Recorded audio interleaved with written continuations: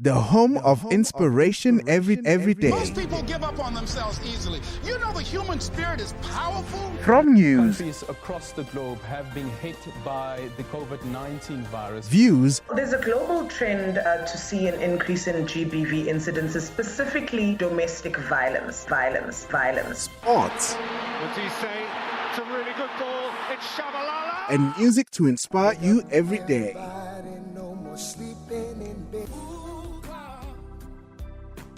This is Vuga Online, your inspiration radio station. You are on the Leadership Masterclass, a special V20 edition. Once again, we are back talking about the work of the V20. We've been meeting a number of the people that are doing some of the very interesting work at a country level, but also at the same time at a global level. And I think as we carry on, you already know by now that South Africa assumed the G20 presidency in 2025, and then preceding the US, who will be taking it in 2026. And the V20 theme is essentially a parallel stream of the G20, which has been taking place, intended both as an aspiration and a call to action. And particularly the conversation that I'm having is with the stream leads, where we really are inviting individuals, institutions, communities to not only talk about values, but to also be accountable to them in practice. So last week in the show, I said something as I was having a conversation, and welcome to the show, guys. Thank you. It's wonderful to join you. Excellent. So last week I said something very interesting. I heard something very interesting, which I really love, when I was speaking to one of your colleagues, and she said, "This is like our 1994 all over again, because we're kind of like revisiting." Some of the stuff. There's a whole conversation about the Constitution, but mostly it gives us a chance to have the conversations that we don't have time to have because we are so busy trying to fix everything.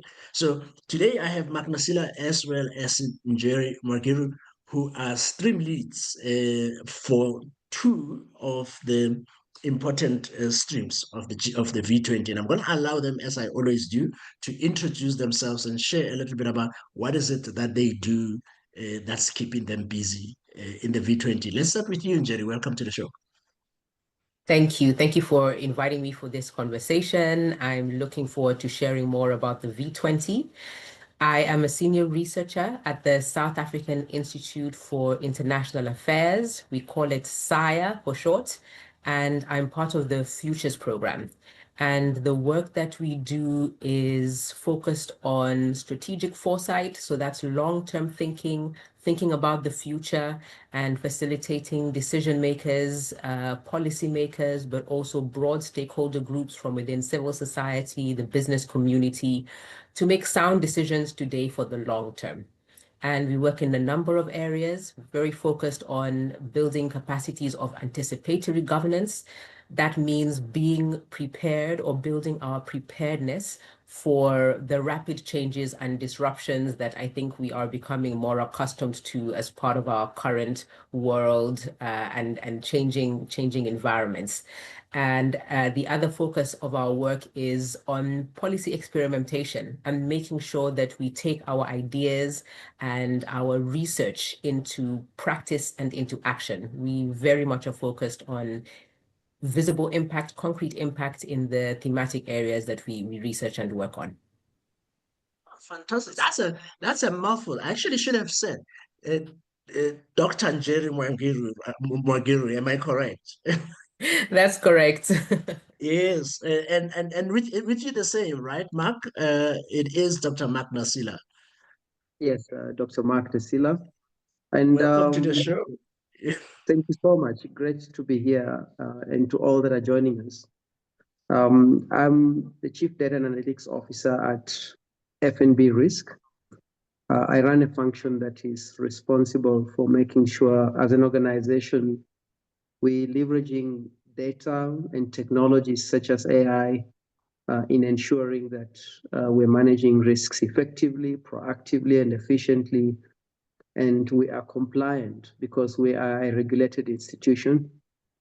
Outside that, I do write a lot about AI. I'm a publisher of a book called African Artificial Intelligence, and I'm a faculty member at Singularity University where I teach artificial intelligence, machine learning, and data science strategies.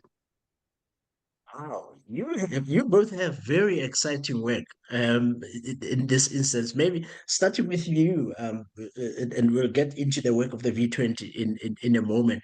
Uh, Mark, I've done one or two pieces of work with Singularity, so there must be very exciting things that you actually come across uh, every day. What is the most exciting thing you are working on right now that's making you go like, man, I can't wait to go back into the office?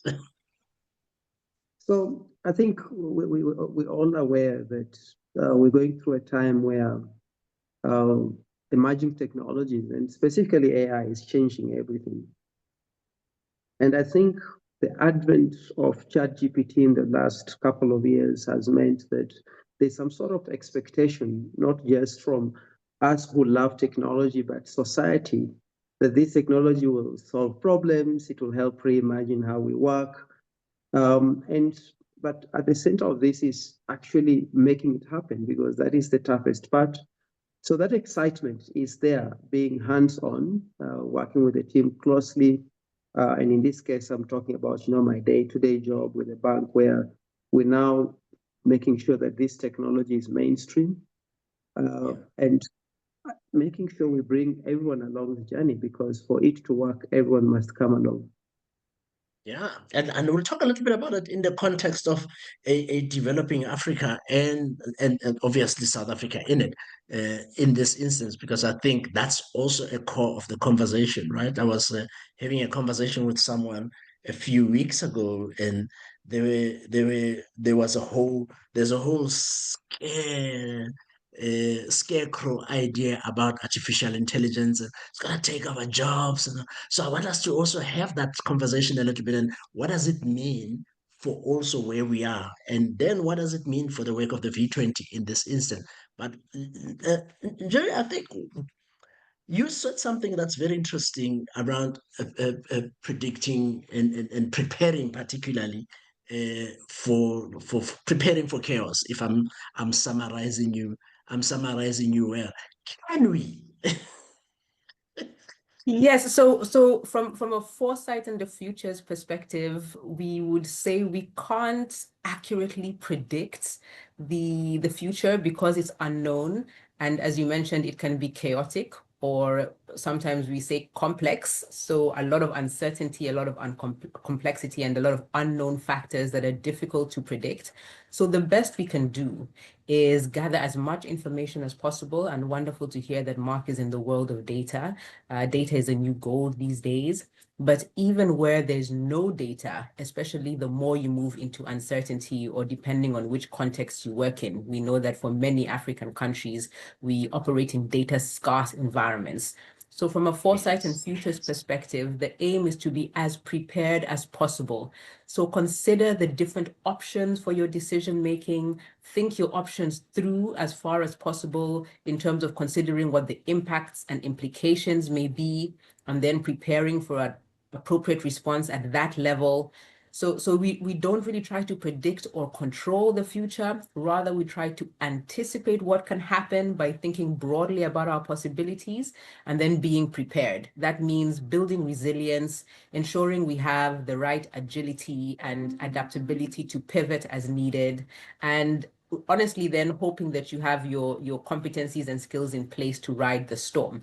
Whether it's chaos, we do look a lot at the risks, but also at the opportunities. I'm sure as we get into the conversation on AI and digitalization, there's a lot of risks in that space as an example, but also plenty opportunities if we position ourselves right.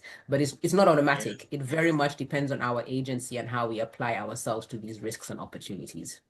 Yeah, I love the idea of resilience, right? And building resilience more than anything, because I think many people what they miss already is preparation is not so much having to be able to predict what's going to happen.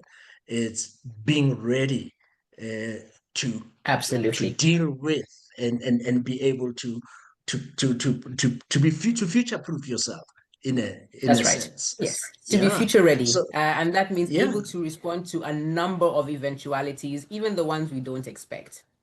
yeah. But then let's talk about this, and then we're going to take a break, and then we'll come back and talk a little bit about the work. What does all of this have to do with the V20 in a moment? But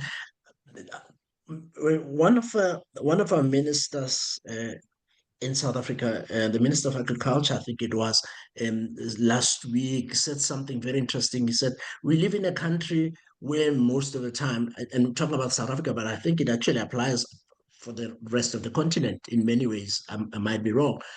We live in a country where we tend to react to crisis as opposed to prepare for it. So just maybe test it, and it's not a test, it's not just to get at the whole idea and give sight to this whole idea of building resilience. What could one have done to prepare for this tariff story that's happening with the US that is affecting the agricultural sector, for example? I had to go there.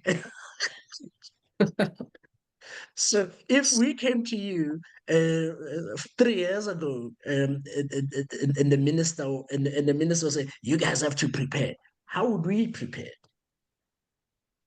So there's a couple of steps. One step is to understand what the current environment is. So we would do a horizon or an environmental scan. That means looking at what's happening with the environment, what's happening with job creation, skills, how are our youth population positioned. So we get a sense of what are the key change dynamics and also trends to consider. And then we would play around with a number of factors. If we were to have severe weather events and excellent skills development and invest in useful technologies, what would our preparedness look like? Or if there were a number of factors, perhaps the environment would be operating in our favor, but we're behind on skills development and we've poorly invested in the agricultural sector in particular. That will have particular outcomes as well. So if you came to us 3 years ago, we'd have looked at key driving forces of change. We'd have played around with how these factors might intersect or interact with each other, and then stress test ourselves. Are we ready? Are we ready for an extreme weather event? Or are we ready for abundance? Have we got the right skills force in place? Or do we at least have a plan for developing these skills? And then most importantly, take the appropriate actions. So often in the work that we do, we have insights around how we can better prepare, but we don't take the necessary steps. So then when the crisis hits, we find ourselves in the position we were trying to avoid, which is unprepared, not ready to respond, and therefore usually shouldering a lot of losses, whatever those may be. Yeah. So, and that obviously assumes that we have a bit of a calm spirit already in coming in. We're not going through suffering and stress. So it's a bit of an interesting cycle there because at some point we need to. I think in systems language we call it a B loop. We have to kind of create a B loop that requires us to pause a little bit and look forward. It sounds like because otherwise I'm listening to some of my clients. They're going, Mongezi, where am I going to get time to sit and look ahead and stress test and do all of those things? And I want to talk about it in the context of the country and the continent and the G20 in this instance when we come back from a break. But before we go to a break, Mark, there's this whole so Anna Gong is one of the well-known uh, people across the world that I've worked with at Duke University on talking about customer centricity and data and how understanding the evolution of what AI means. She scared the hell out of me and my clients at one point when she said, in the next, so actually it's no longer 18 months because it was 18 months 18 months ago. 15 So months ago. she said the next multi-billion dollar startup will be run by only two people. This is the narrative that is being obviously very loud around artificial intelligence in this instance. So I am scared. I am a leader in the organization, and I hear this. What would you then? What would your comment be? So, from what we're seeing, AI can be a solution that provides hope, but also if it's done in the wrong way, uh, it's a technology that can even drive inequality. But she's right, because the impact of AI goes beyond just, okay, let's create profit, let's create efficiency. We're seeing AI as a technology drive economies across the world. It's driving the future of work. We're already seeing a lot of organizations either drive productivity, and some of them are making mistakes. We've seen examples where the impact of AI was overstated, and organizations are starting to re-employ people. But AI is also driving industrializations. There's new industries that are coming. I think the biggest takeaway is that the decisions we make today around AI, whether it's investment, priorities, bringing everyone along, are more critical than ever, because they will decide whether we as an organization, as a country, as a continent, are going to be very dependent. It will decide whether we're going to have strength in a geopolitical status. It will design whether we're going to keep talent or we're going to have a brain drain, because our young talent will want to work in continents and regions that have got opportunities for them to apply their skills. But also, it goes beyond just thinking about what good comes out of it. We must think of what could also go wrong. AI makes a million decisions faster. So the mistakes that we as human beings make without technology, when you think of technology, we're likely to introduce either dangers or unintended consequences that are negative to society in general. So it's critical, so that we need to have a collective mind of accountability on how we approach adopting AI, because it is changing everything. In fact, someone said it's changing the meaning of life. Yes. I like the changing of the meaning of life, because I have a sense. So I'm a technology idiot, but I love it. So I managed to create two agents for myself since April, which obviously I've now taken an employment for two people through the technology. But one thing I have learned, and when we come back, I want us to talk a little bit about what does it mean now for the world. But what I learned is that AI is not necessarily here to replace you. It is here to replace to complement you if you know how to use it. I've realized that it cannot think without me telling it what to think. It cannot, like, I have to know what I'm doing. I was like so I've created a couple of apps now, but this thing is kind of stupid. It's kind of like having a 22-year-old child that is very fast and very smart and knows a Very lot of smart. information. But Exactly. they have absolutely no clue what I'm doing until I tell them, no, don't do that. I want you to do this. Am I wrong in You are that right. perception? You're right. AI does what it's told to do. It does what it's been designed to do. And when you even link it to the V20 conversation, it's reflective of the values we have as human beings, and the way we go around using it, and look at the types of strategies we're trying to implement with technology will determine its outcomes. In fact, it's just an extension of who we are. But at the same time, we must appreciate its limitations, because what we're learning is that there is a human side of the human machine partnership that should not be underestimated because of the limitations of AI. You are on the Leadership Masterclass, and I am talking to Dr. Nasila as well as Dr. Njeri Mwagiru, and we are talking about the V20 in the context of the research work that they are doing in that space. And we've just been going on a little bit because it's, me, I like things. So I just wanted to get a sense of what everybody is doing. But when we come back, I want to ask a question.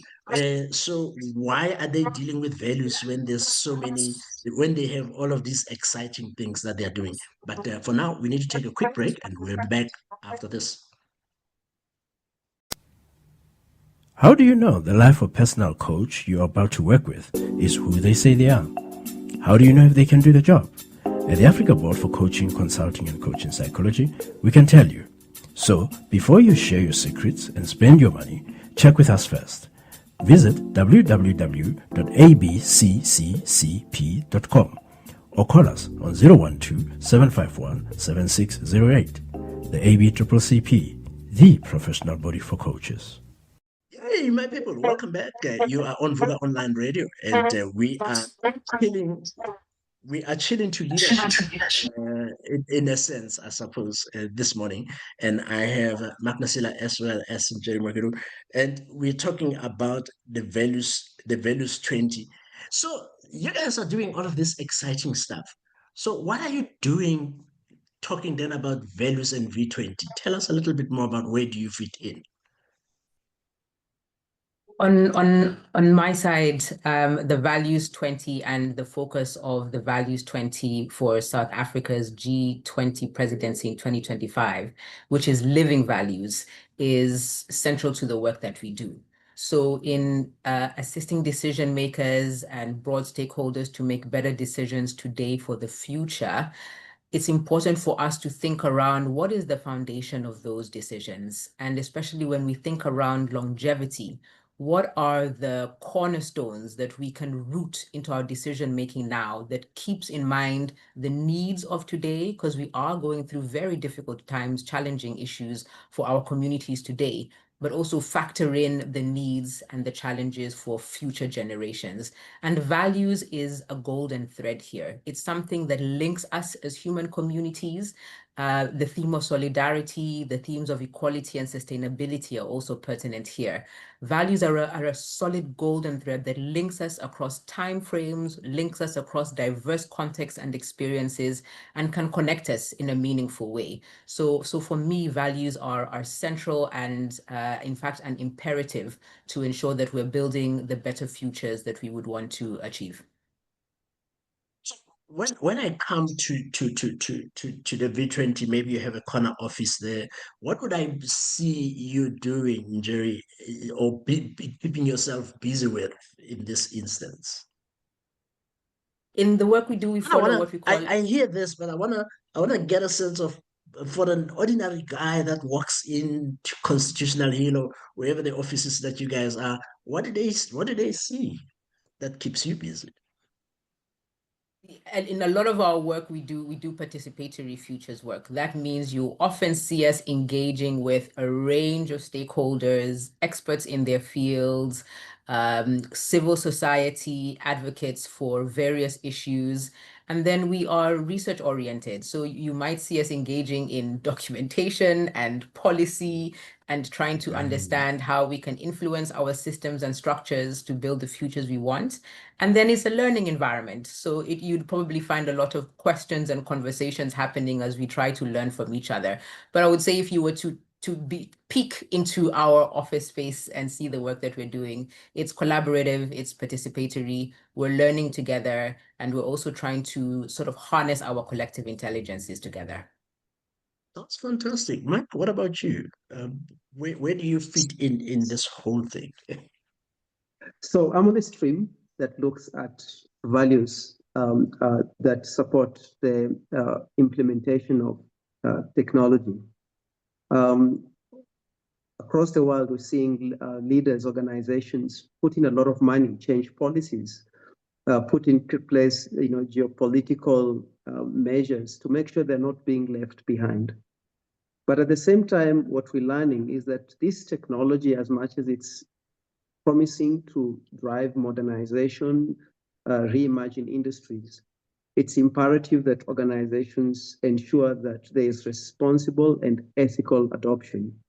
And at the center of this are values that will enable that.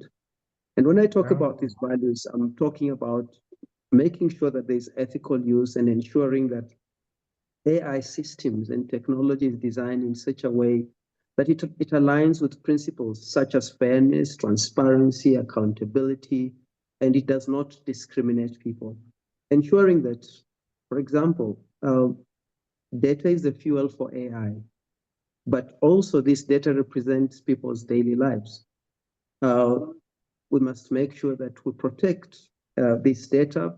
We drive inclusivity, making sure that there's a social responsibility on how we go about adopting AI and not just drive profit type of strategies. I like what Njeri talked about decisions.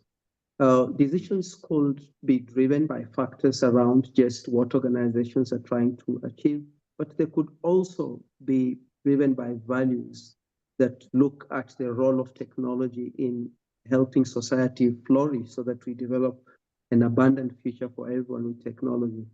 And therefore, through this stream, we're hoping to advocate that organizations embed values within their strategies. Organizations build trust, mitigate risks, making sure that there's a responsible approach in the way AI is implemented. But most importantly, we can use technology as a way of giving people hope and society hope that the future will be much better. Yeah. And I can see how that is important now, because if you think about, you wanted to say something, Njeri? I fully agree with what Mark is saying, that it's so important that we take the right decisions to deploy technologies in ways that are in service of the humanities we're trying to build, and less in ways that create more problems or create more inequality. Yeah. I mean, speaking of, because I'm glad you picked up on that equality piece particularly, right? Because I see how one of the things that scared me having this conversation about technology and where it is the whole idea around how many leaders, not people on the ground, the ordinary man on the street, but executives don't even know what a dialogue box is, right? And now we have now this technology that's coming and sweeping it very fast because it's evolving very quickly. So it feels to me that then it's very easy to leave people behind very fast, because those executives might probably catch up and spend some money in NCR somewhere and get the stuff.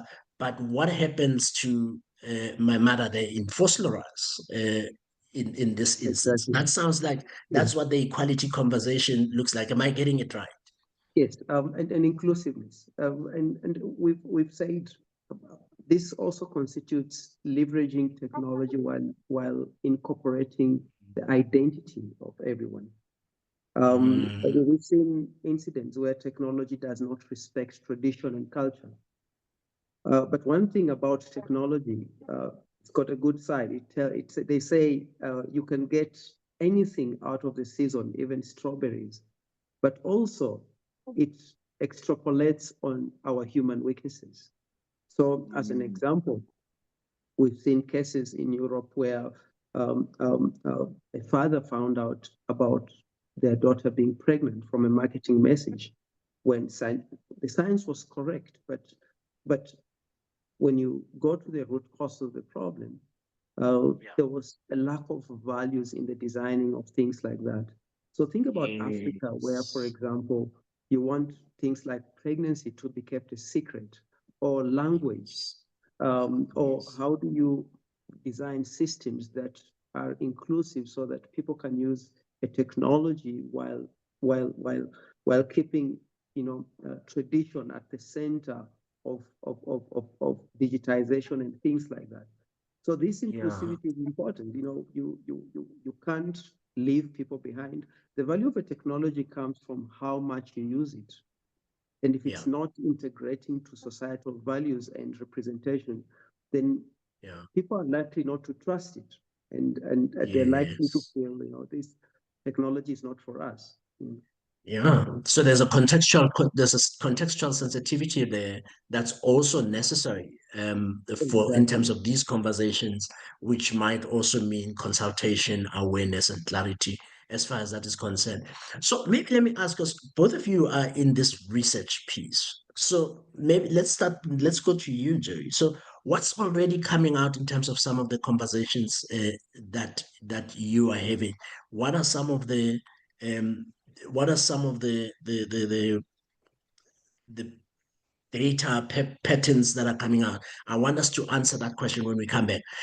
We are more music, more inspiration. You're on the Leadership Masterclass, and we are chatting to Njeri Mwagiru as well as Nasila. We'll be back after this. The Africa Center for Work-Based Learning is a professional development center for professionals who aim to improve their professional standing. This means that the learning programs we run are more than just academic programs. They are work-based programs that focus on leveraging your current experience as a professional to build your overall profile. A year down the line, the Africa Center for Work-Based Learning is developing into a preferred center for professional development in Pretoria, with 8 professional development faculties including accounting, teaching, entrepreneurship, as well as IT and many more. For more information, go to acwbl.org or dial +27 12 751 7608. The Africa Center for Work-Based Learning, where work is learning.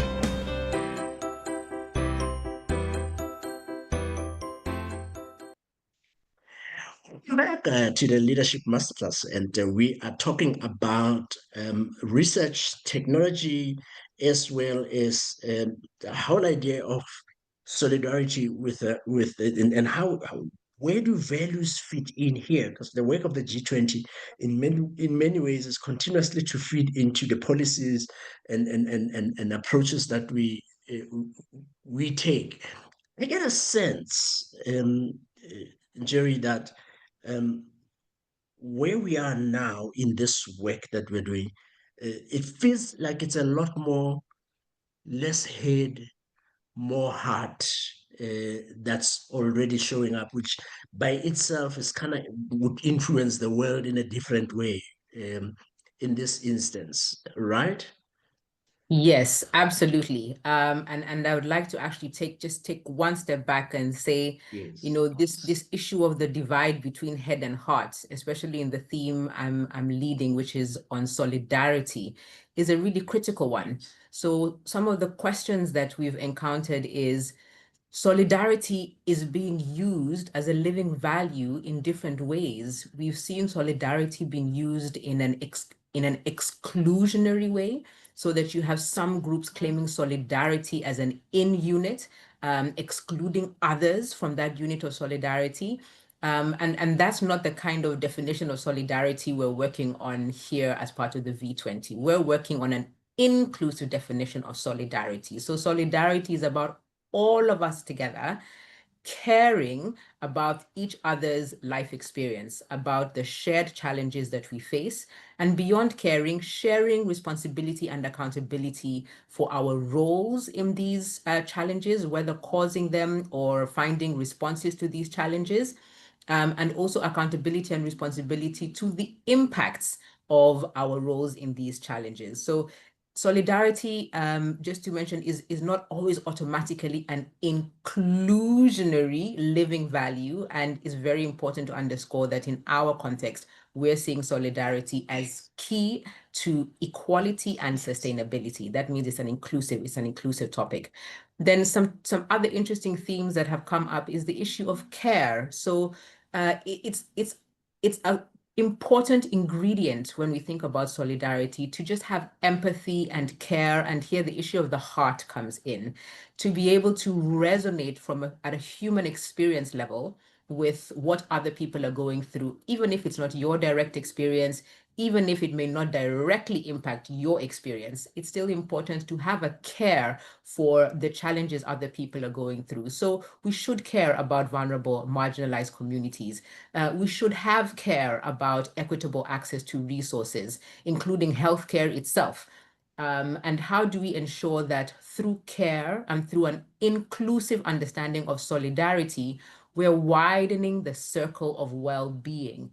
And in doing that, some of the more personal journeys that we have to go through are also coming out in our research, specifically around how do we bring our youth as a key demographic into this broadened circle of well-being? How do we allow them to lead and innovate so that we can improve our societies for current and future generations with youth at the lead?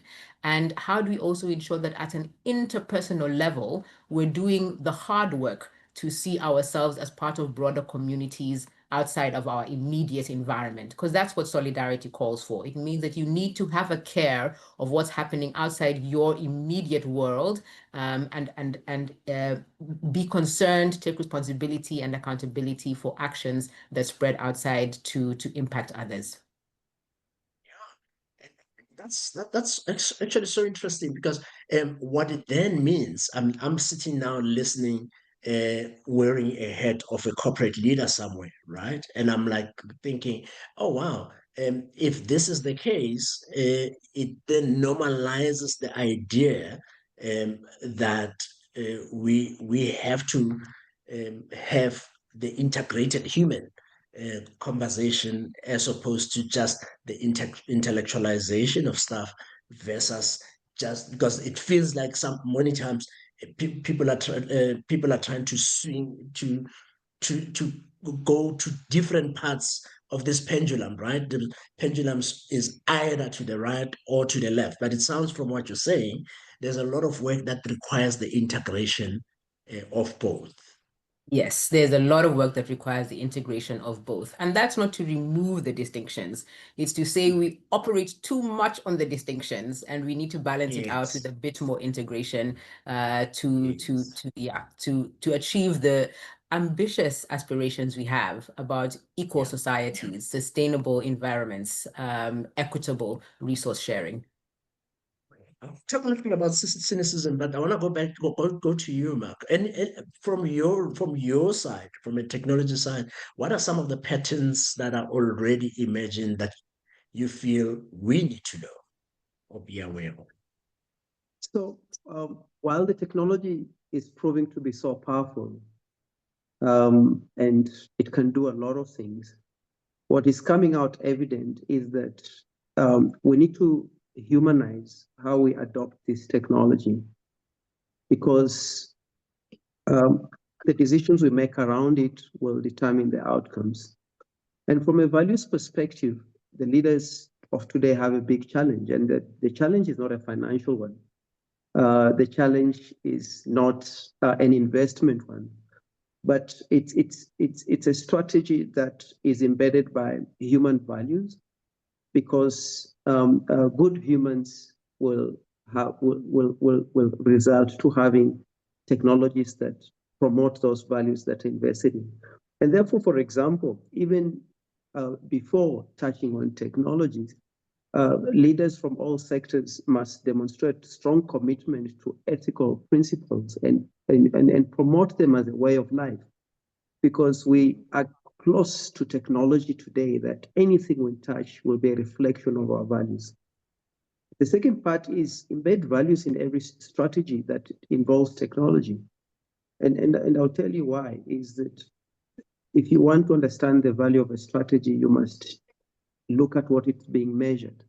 So let's not just measure the profits or the efficiencies that come out of AI or technology. We must also measure values which human beings bring and integrate into technology. Governance structures are important while focusing on how values impact and help create a better world.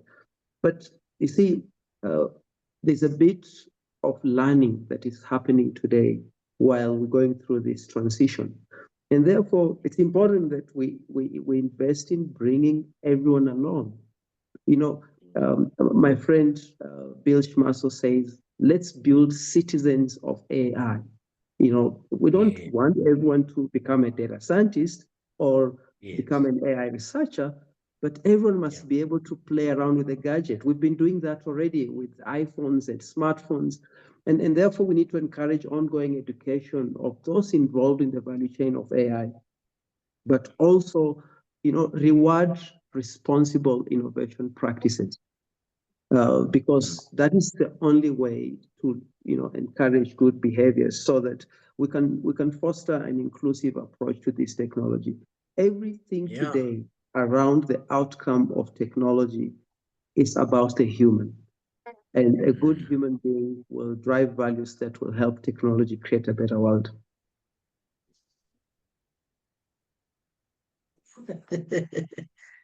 So let's talk a little bit about cynicism, guys, in this instance. So I'm somewhere in Amboseli and I know nothing really about this technology stuff when I'm back. I know something because I've seen it in the news. But I'm like so far behind as far as this thing is concerned. I don't even know the language of, I mean, I'm sitting here talking about agent, I'm talking about this, I'm talking about how do we bridge the gap? First of all, I mean, I have another question, but how do we bridge this gap? It's too big. Yeah. I think the first thing, especially for the African continent, is to make AI and technology a value conversation. Why do you trust your phone? It's because of what it can do for you. Yes. You know, the applications and, all those nice things the phone can do for you. So if we make it a value conversation to people, specifically for them and their identity and what the situation is for them, then it becomes very easy to integrate their interest and helping sell the value proposition of AI. I think the biggest mistake we've seen across the world is we're making it a technology conversation, how nice it is, how complex it is, how it can accurately predict. For something to work for someone, it has to actually add value to them. But then that helps build on other things, the building blocks of making AI work, like we've talked about ethics, we talked about data, we've talked about investments. We're going to see we've seen a lot of nations, America put in billions, Europe put in billions in diversifying their funds so that technology can help create the future they want. Our leaders need to also think about it the same way. For that person in Amboseli to be able to use technology in 10 years and 15 years, we need to start diverting funds from things that won't be important in the future to AI and safeguarding AI for the people in the future so that it can work for them. Yeah, I like that distinction about making it a pragmatic.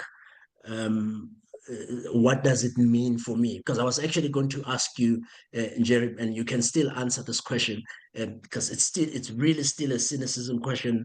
There's a lot of cynicism that's happening across the continent as far as these conversations are concerned. I mean, there's a whole interesting drama happening in Kenya right now. There's a lot of happening in Sudan. There's a lot that's happening in Nigeria. Why should I care about this stuff that you guys are talking about? Values this, values that. It's all a talk show. What do you say? It's a tough question. It's a terrible question, but I know It's that a perfect question. that's part of the reality, right? Exactly. And I think this G20 presidency year for South Africa is a wonderful time for us to ask these challenging questions, even of platforms such as the G20 and engagement groups, including the V20, the Values 20. The issue of the digital divide, if I can zone in on that particular issue, is key. So when we talk around how there are changes in the world with risks and opportunities, and how we respond to these risks and opportunities will determine the outcomes and the impacts for our communities.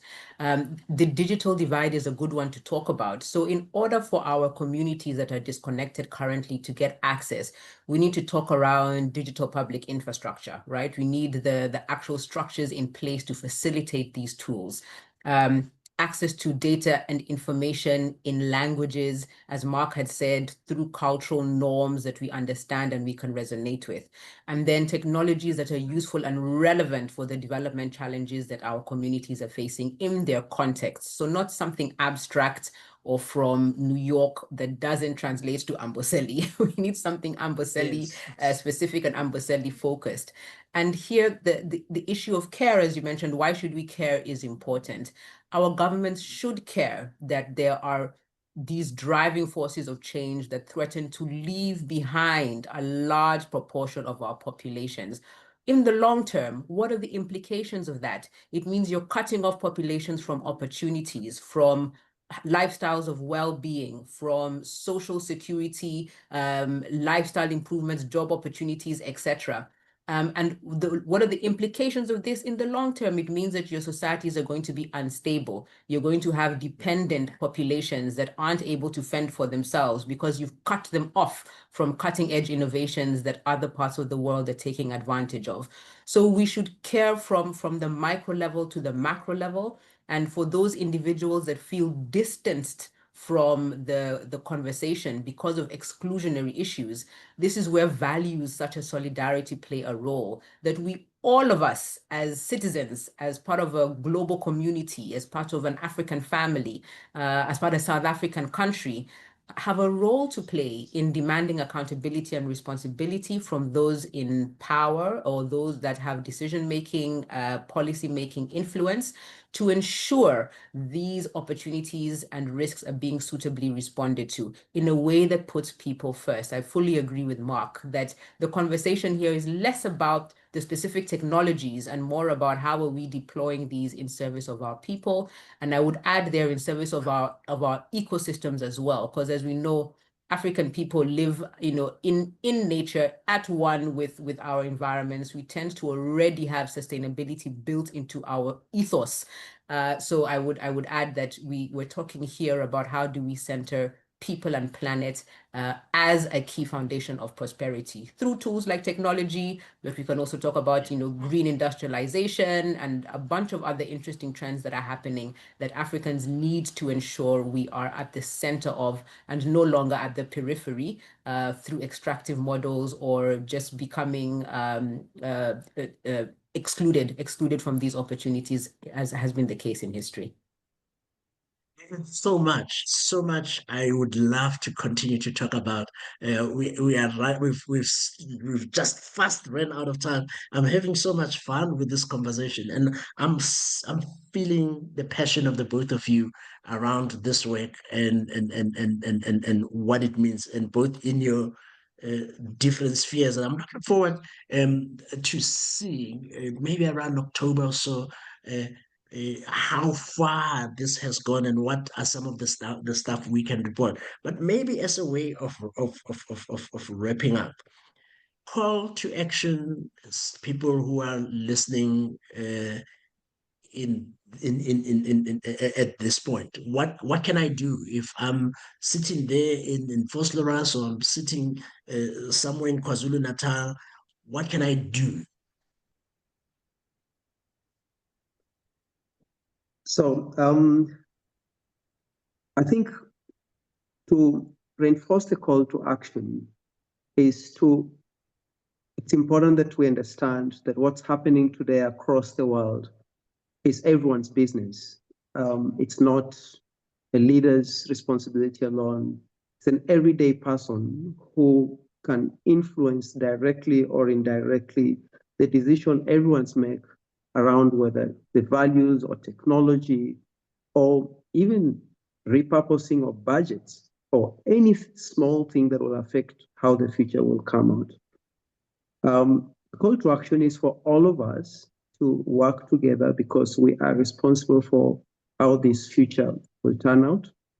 But most importantly, for the African continent, South Africa, we've got an opportunity to reimagine things so that we can realize our potential. The opportunity, the AI opportunity or the technology opportunity is almost an equalizer. It allows us to create new things. It allows us to solve societal problems we couldn't solve before. It allows us to reduce dependency. It allows us to bring along everyone we could not bring. It allows us to sell hope because we've got it in our hands. And it's important that we all influence that decision, or else we will regret and will let down our next generations. Yeah, so it's everybody's work, really, in this instance. You can't be looking at Mark and saying, well, they're doing it now. They come back and tell us what you did. That's the thing. Before I move to you, I was going to go tongue in cheek, Mark. Is AI helping you with this work? Let's move to you, Njeri. Call to action. I would echo Mark's call to action and just re-emphasize that from a solidarity theme, but also from the themes of equality, sustainability, and a number of the other research streams and advocacy streams we're following at the V20. It's about personal responsibility and accountability and ensuring that our values are lived in our actions. And in community, if we bring together these personal points of responsibility and accountability, we can achieve a critical mass.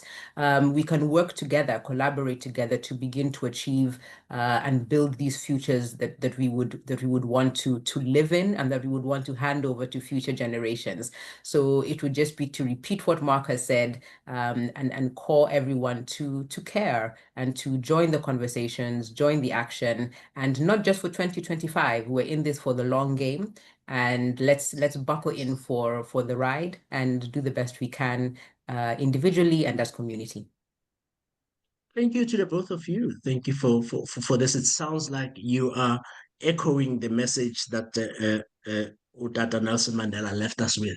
It's in your hands now, because we are continuously looking everywhere, but it sounds like you are like just saying, hey, it's in your hands. We are here to help, but it's in your hands. Thank you so much. Yes, Doc. Thank you so much. Yeah, that's the conversation there with Njeri Mwagiru as well as Mark Nasila. Thank you guys for the work that you're doing and the, because all of this is voluntary, right? It's not like you guys are being paid. And Mark, maybe you can share a little bit. What's the title of your book again? I want to go and get it. Yes, please. Me too. Yeah. It's called African Artificial Intelligence. The book is actually almost a call to action on what we must do to make sure we grab this opportunity. We're not left behind, but also it touches on the consequences of getting it wrong. Yeah. Accountability goes both ways. Absolutely. Exactly. Thank you, Mark. Thank you so much. And thank you, Njeri. And looking forward to connecting with you again very soon. Thank you. Thank you so much. You have been on the Leadership Masterclass, and we have been talking about Values 20, and looking forward to connecting with you as well very soon as we continue this conversation. But remember, in the words of Ndate Nelson Mandela, it's in your hands now. See you soon. The home of inspiration every day. Most people give up on themselves easily. You know the human spirit is powerful. From news, Countries across the globe have been hit by the COVID-19 virus. Views, There's a global trend to see an increase in GBV incidences, specifically domestic violence. sports, What's he say? It's a really good ball. It's Shabalala. and music to inspire you every day.